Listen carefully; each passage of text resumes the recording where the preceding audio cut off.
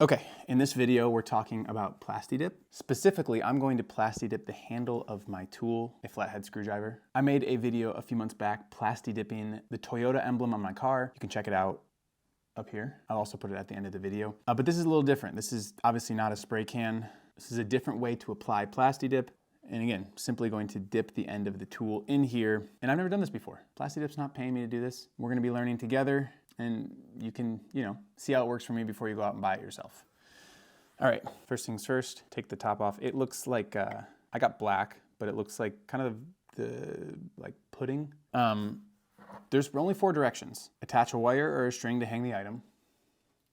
Got that hooked up already. Insert item 1 inch every 5 seconds, withdraw at the same rate. Then allow 30 minutes to dry. In between coats, apply as many coats as you want. Allow 4 hours minimum dry time before use. All right, just like that.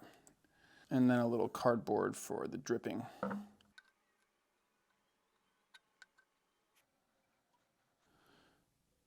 Okay, I don't think we're gonna have any like actual dripping going on, but I'll put this here anyways. Okay, let it dry for 30 minutes. It's time for coat number 2. Okay, coat number 2 complete. Okay, finished product. And guys, gals, it worked. Let me give you a little close up.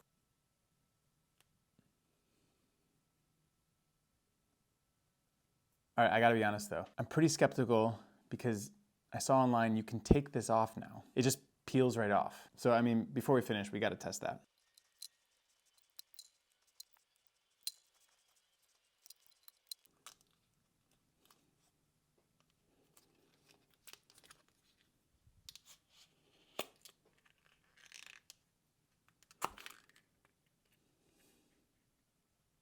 Well, would you look at that? Cool stuff.